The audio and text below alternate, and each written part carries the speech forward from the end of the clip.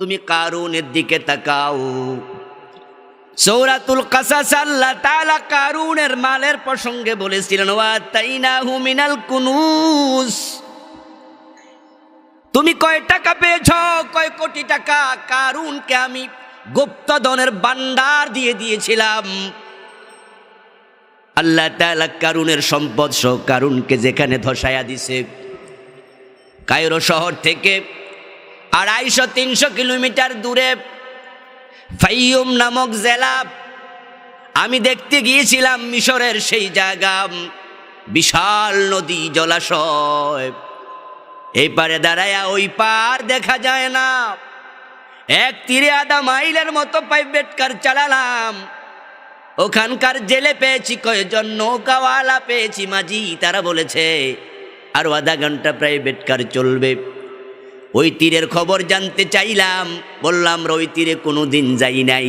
এই সবটাই ছিল কারুনের ধন সম্পদ, ক্ষেত খামার, মেল ইন্ডাস্ট্রি, আল্লাহ সবটা নিয়ে তাকে জমিনে দশায়া দিছে। পৃথিবীতে তার নাম শুনলে মানুষ কৃপণের নাম মনে করে। তাম দুনিয়ায় 800 কোটি মানুষের মাঝে কারুন নামে একজন পাওয়া যাবে কিনা সন্দেহ আছে। তার নামটা পর্যন্ত কলঙ্কিত, কিন্তু সম্পদের অভাব ছিল না। টাকার সাথে সফলতা নেই। আর ফেরাউনের লাশ আল্লাহ তাআলা পৃথিবীর উপরে রেখেছেন, আজও আছে মিশরের জাদুঘরে। কায়রো শহরে পানিতে ডুবেছিল, 3100 বছরের মতো পানির মাঝে ছিল, পচে নাই, গলে নাই, হাঙ্গর তিমি তাকে খায় নাই। আল্লাহ তাআলা কুরআন মাজিদে বলেন, আল-ইয়াওমা নুনাজ্জিকা বিবাদানিকা লিতাকুনা লিমান খালফাকা আয়া। ও ফেরাউন, তোরে পানিতে ডুবাইয়া মারলাম, কিন্তু পচতে দেব না, গলতে দেব না, হাঙ্গর তিমিকে খেতে দেব না, তোর দেহটা আমি রেখে দেব। আজও দেহটা অবিকৃত আছে।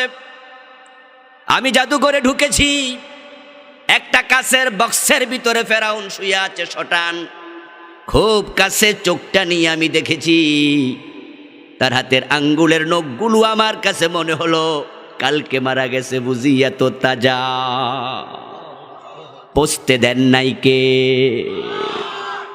তার কানের পাশে কিছু চুল দেখলাম সাদা, কিছু চুল দেখলাম কালো, শুটকি হয়ে গেছে, একবার চিমটা হয়ে গেছে, পচে নাই, গলে নাই।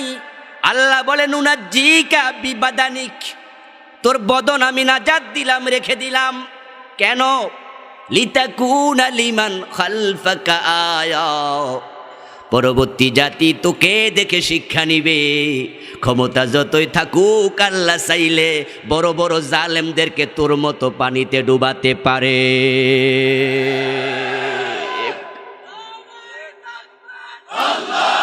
আমার ভাইয়েরা, সামান্য ক্ষমতা পাইয়া পাগল হয়ে যেও না, পাগল হয়ে